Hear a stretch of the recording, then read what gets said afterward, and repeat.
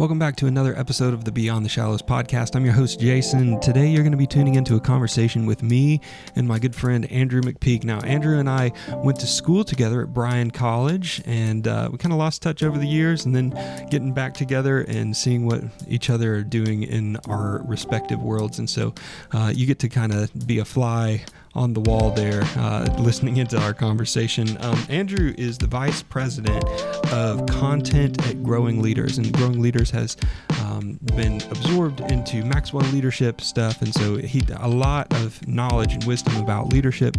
The thing that he loves to do the most is to work with students specifically. We talk a lot about his book, Ready for Real Life. That is the third book that he wrote, and he'll mention the other two as well. So enjoy this conversation with me and Andrew McPeak. As always, this episode is brought to you by youthworshiptraining.com. If there's a student in your life that is interested in worship leadership, check out youthworshiptraining.com. Have them sign up for a scholarship. I'd love to get them in the program. Also, don't forget that my book, Beyond the Shallows, Life is Better in the Deep End, is coming out very soon, April 1st, 2025. It is coming so quick, and there's still a lot of work to do. I'm really excited. I've been working with my publicist and everything. I never thought I'd have a publicist, but here we go. It's so exciting. So enjoy this conversation between me and Andrew McPeak, and I hope that you have a great one. Well, catch me up, man. Like, tell me what's life like? Yeah. It has been a wild ride for sure. Did you graduate in 2011 as well? Yeah. I did. Yes. Yeah. Okay. I couldn't remember. So we graduated in 2011. At that point, I had done 3 years with the Worldview team, and had done an internship. And it just so happened that kind of the personnel moved around, and they offered, the opportunity for me to stay and lead that program. And so my first kind of role out of school, which my degree was in liberal arts, so it was like, I don't know what I want to do. That's how this whole thing started. So why wouldn't that be kind of how it finishes? But it was a really, really great experience for me to learn how to function in an office, even if it was a relaxed office at a small Christian college. But two, to begin to discover some of my gifts. Right out of the gate, getting to speak as a part of that, which I'd gotten to do, as a student participant. But then we started getting calls about, schools and churches that we had been to, and they wanted us to come back and asked, hey, do you have a program 2.0? And so all of a sudden I found myself writing and designing this, presentation, multi-hour, sometimes multi-day situation, and just fell in love with it. And so I started getting connected with different people who needed writing projects, curriculum design stuff. And I remember I wrote a worldview course for a homeschool co-op in Atlanta, and I'm like 2 years out of school. I'm like, I have no idea what I'm doing, but I'm just going to keep saying yes. And so that's kind of how it happened. And I ended up meeting a guy in Atlanta who still runs a ministry, but when I joined it, it was a little bit different. It was called the Medici Project, based in Atlanta, but basically they did service learning trips for anyone who would come, but it was in inner city Atlanta and inner city New York City. And, people would come from faith-based institutions like a church youth group or a Christian college, or they even had folks coming from major universities like Ohio State sent people all the time. And so it was kind of like a spring break, break for change, we used to call it. And I met this guy, or did some writing for him, and then he asked me if I would want to join him. And so Anna and I moved down to Atlanta in 2013, and I did that for a year and a half, and I really enjoyed the work. I was also doing all kinds of side projects and really thinking about, what I wanted to do next. From being in ministry, you don't get paid a lot to do nonprofit work. So we were also kind of living pretty tight, and I was like, something's got to change here. So I along that journey, had become really passionate about studying emerging generations. And in fact, even my senior year thesis in college was on how youth pastors and other leaders in churches could connect better with their students. So how do they better understand them? What are techniques they can use to better connect with them? Which And can I just say, like, I developed a website, I'm sure since you've listened to some of the podcasts, the youth worship training, that is a huge deal. Like, I mean, yeah, over and over and over and over again, I hear from these youth pastors, man, these kids, even though it's just a generation later, this is so totally different. They don't yep, have no idea what a VCR is. And like, it's just the constant. It's the constant yes, conversation with these guys trying to figure out how do I understand their world a little better and yeah. reach them. Yeah, Yeah, very needed. in many ways, if you think about, if you're obsessed with the process of how one generation hands down wisdom to the next generation, like I am, I think that's the most fascinating thing in the world. Then looking at what's been going on for the last 20, 30 years with how rapid technological innovations are causing what used to be small gaps between generations to expand, right? So Mhm. that's what we often call it, is like the widening generational gap is how it's often talked about. It's a really, really fascinating problem with so many layers to it.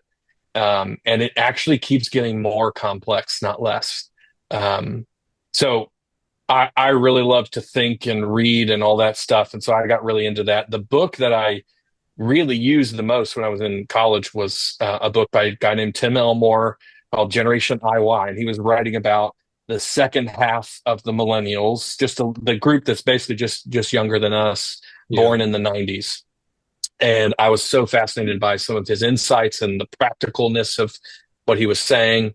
And so a year and a half into my job with the Medici project, I get a text from my boss. He's like, "Hey, I need to talk with you." Pulls me in an office and says, "Hey, money has gotten really tight, and I don't have money to keep you anymore. I've given you a personal loan out of my own bank account for a month's severance." And it was like, good luck. So I'm 26. I've just moved to Atlanta. We've just gotten a few friends, and Ann and I obviously get thrown into like a crisis of what are we going to do? I got to find a way, to practically pay the bills, but then also like, what am I supposed to be doing? So that was, my kind of mid 20s dark night of the soul moment. And what was really cool is God's provision, and that was unbelievable. First of all, I didn't even know that I think he was preparing me for that moment with all the side work I was doing, because within 3 weeks, I had reached out to a bunch of friends and I had enough side projects to make up for my salary. I mean, it was like immediately, so fast. And I wasn't doing the most glamorous of stuff, but it was cool to see, the provision in that. And I started sitting down with a mentor that I actually had asked this guy, "Will you be my mentor for the year 2015?" Not knowing all the change that was about to come into my life. And so he and I were meeting together and we're processing what's going on. And he's like, "You've talked about this guy, Tim Elmore, so many times. He's at this organization called Growing Leaders. Have you ever tried to connect with him? They're literally like 20 minutes down the road." And I was like, "No, I haven't, but I would love to." So he literally gets on LinkedIn. He finds one degree of connection with a guy he knows that's connected with Tim, reaches out, asks if he'd make an introduction. Email is sent the next day. And with it, 2 months later, I think I'm sitting in Tim's office talking to him. And it was one of those perfect moments where, um, you know, I had read just enough and knew just enough about what he was up to, that when he started talking about some of the things, I was right there with him, we're almost exactly 30 years apart, like a month away from 30 years apart. So two totally different generations, but we saw what needed to happen the exact same way. Me from my millennial perspective, him from his boomer perspective. And not only that, but he was running and gunning. I mean, he was doing 80 events a year, combined with writing 5 blogs a week, combined Oh, with putting out a podcast multiple times a month. oh my God. And he was doing all these special articles and writing a book every other year. Like, I have no idea Oof. when I look back on that season how he was pulling all that off. And so he looks at me in the course of the meeting, and I was like, I do some writing. I've done some writing stuff. He goes, "Do you have a portfolio?" And I was like, "Boy, do I! I've been doing all this side work, And that's what I say. I feel like God was really preparing me for that moment. So I came on as a contractor for him, contract writer, and a year later they brought me on full time, and I've kind of just moved up and up and up. And got to found a department for content development. So now, Oh, rather than cool. one guy kind of writing all the things, now there's a small team of us that I get to lead. So I'm the vice president of content and training for growing leaders, and along the way got a lot of really cool opportunities. So I've gotten to write 3 books. I did 2 with Tim, which, like, hard to imagine the guy that you're like idolizing for the book he wrote, that little did you know, like 3 books later, he's going to put your name on it with him. Like, that's kind of a crazy thing. And so we wrote Marching Off the Map, which is for, designed for educators. We work in a lot of schools, helping them better understand and connect with the emerging generations. And then we did a book that was a little more on target for generations, because Generation Z is now among us. And it's called Generation Z Unfiltered, all about unpacking and understanding emerging generations. And then I got to write a solo book, came out in 2023, called Ready for Real Life, that kind of unpacks what are the essential soft skills that students need in order to transition well into adulthood. And that was really fun, kind of personal project to get to work on, and then gotten to not only write but also travel around and speak at different places all over the U.S. and around the world. So it's been a wild ride that all kind of happened in that moment of transition, and just being a person who is saying yes and working hard, and seeing provision and opportunity continue to open up. So, and then this last year, we actually, Growing Leaders, merged in with Maxwell Leadership. So if you're familiar with John Yeah, John Maxwell, Maxwell. I saw that in one of your bios and I was like, wait a minute. I know that yeah. guy.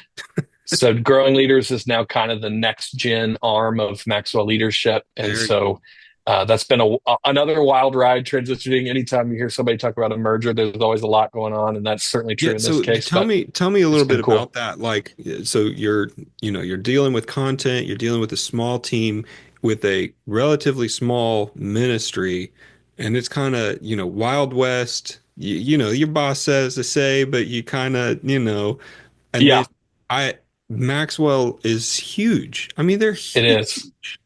Yeah. But does it feel like, oh, we sold out and went corporate, or does it feel like, oh, finally some structure? Like what's Yeah. I'm sure there's a little bit of both in there, Yeah, but like, that's probably the most honest answer, is that it's a little bit of both. They have about 100 staff, but their reach is unbelievable. I mean, they're in like 100 something countries. They have trained, certified over 50,000 coaches who are now using their content in almost if not every country in the world.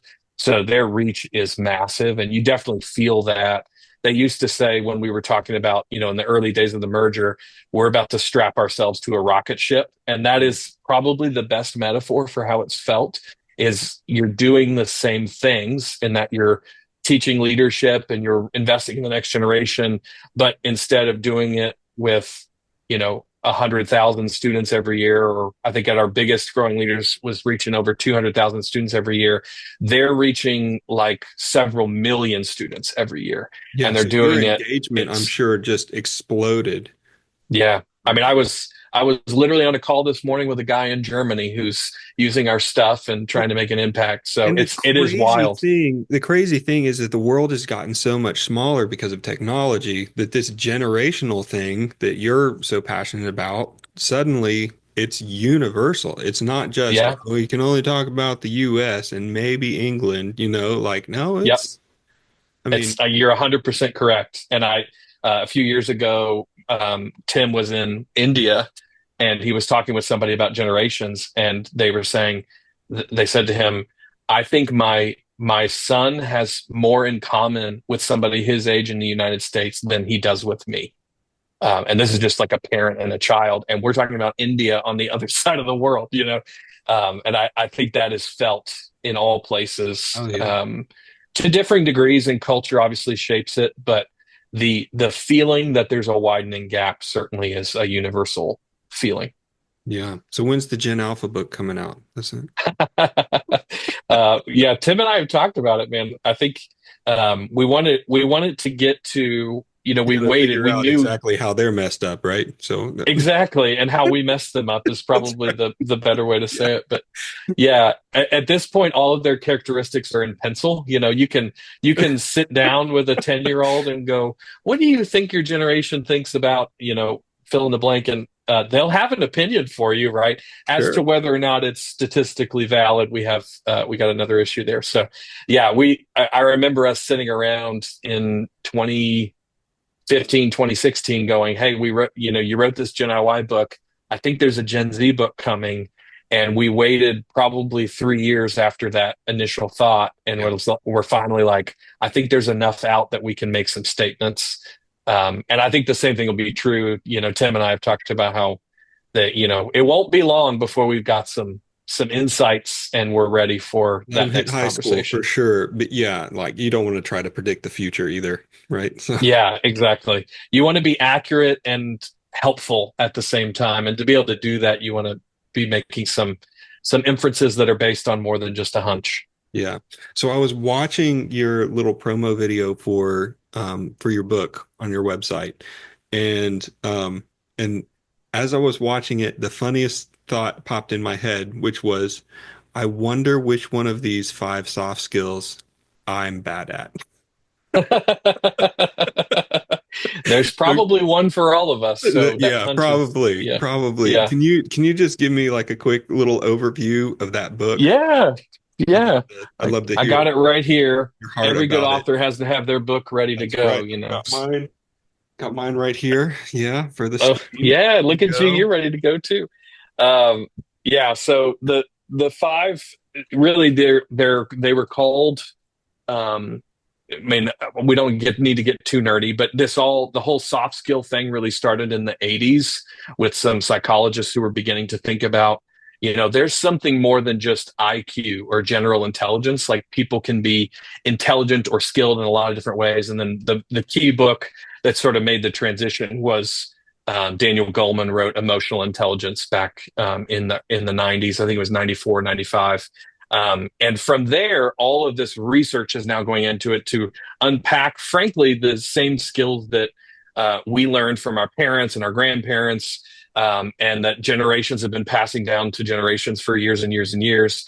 But really, what's happened now is that we have organized it, we have categorized it, we have labeled it, just like so many things in the world. And so it's a little combination of, I think, sociology and psychology, this topic of emotional intelligence, soft skills, that kind of thing. But it Mhm. comes down, they've sort of categorized it into five skills.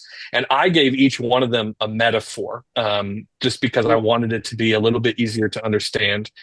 So I'll walk through the five really quick. So the first one is self-awareness. And I use a mirror to explain self-awareness, right? So it's, imagine you go into the bathroom, maybe it's like 10, 11 a.m., and you look in the mirror and you're thinking, oh no, how long have I looked like this? You put your shirt on backwards or you're looking disheveled, whatever it is. But that mirror, what it's doing is it's telling you the truth about what's really going on. And that's really what self-awareness is. It's a growing awareness of the truth about ourselves. And it would be really good if we could all walk around every day and just have honest people around us who are like, hey, you were kind of a jerk in that last meeting that we just had, or hey, you seem to get really passionate when this subject came up. Have you ever thought about digging in deeper? It'd be great if we had people who did that for us, but the reality is we have to learn to do that for ourselves. And that's why I think, great leader, every mature young person develops the mirror, the skill of self-awareness. The second one is self-management, and I use the metaphor of a map, right? If you were getting a kid ready to go on a journey, your immediate thought would be that to get out a map or get out Google Maps and sort of draw it for them and go, you're going to want to go here and you're going to want to do this. But actually, the best way to get somebody ready for a trip like that is to hand them the map and to go, where do you want to go? And that's ultimately what self-management is. It's the ability to define for yourself a destination and stay disciplined and gritty and resilient on the road to that thing. We live in the world today of instant gratification, and that's a skill. Self-management is a skill that's often lacking in a generation of kids who've grown up in a world where if you want something, you can get it immediately, right? If you want food, you can order DoorDash. If you want stuff, Amazon will bring it same day most times. So in that world, it can be really difficult, to learn to work hard for a long time towards something. Eugene Peterson calls it a long obedience in the same direction, right? I think that's a brilliant skill. So that's self-management in the map. The next one is responsible decision making, and I use the metaphor of a compass. Each of us, I think, kids are growing up today in a world that it really acts more like a GPS than a compass. They get turn-by-turn instructions for everything that they're doing. So, teachers, parents, leaders of all kinds are going, do this, don't do that, sign up for this, fill out this form, take this quiz. And all of that's well and good, right? All of us experts are directing them. But the reality is that if you're trying to get a kid ready to make better choices on their own in adulthood, it actually doesn't serve them very well to do all of the decision making for them, which is why I think great leaders begin to transition throughout adolescence from not just giving turn-by-turn instructions, but starting to give kids a compass instead, right? In other words, to help them start to discover what is my magnetic north, right? What are my core values? What's going to be true about me in all situations? So this is where we start to talk about character and integrity and values and all of those things. And I think, it's one of the reasons why I think so many kids are graduating college, getting into their career and experiencing what is often called a quarter life crisis, right? It's this moment in the 20s where you're just absolutely paralyzed. And I think the big reason that's happening is because they got turn-by-turn instructions for 23 years of their life. And all of a sudden, everybody's looking at them and going, where do you want to go? They've never made those kind of choices before, right? Other than picking their college, which mom and dad probably had a pretty big hand in, most kids have never thought about that. And so I think it's really important to begin to ask them, where do you want to go? What's your direction? What are your values? What drives you? What's your identity? Those kinds of questions like we were talking about. The fourth one is relationship building. So it's all about how well we connect with other people. And I use the metaphor of two-way radio or a walkie-talkie, they're often called, right? In order to use one of those really well, you got to know two important things. One is obviously you can't talk and listen at the same time, right? And that's true in our interactions with people is you've got to develop really good listening skills if you want to better communicate and connect with people. And then, of course, the other thing about a true two-way radio is it has channels on it as well, right? And so we've got to learn to get on the same wavelength with people as well. If you're saying something really good, but you're on channel 1 and the person you're talking to is on channel 3, you might as well have been saying nothing at all. And I find that a lot of people have not gotten really good at what is often called empathy, right? Of getting into other people's space and going, what is this? Not what do I have, but what does this person need right now? And that's really what relationship building is all about, is being able to understand people, get on their wavelength, and then listen really well and connect really well. And when you do all those things, you're going to communicate really well too.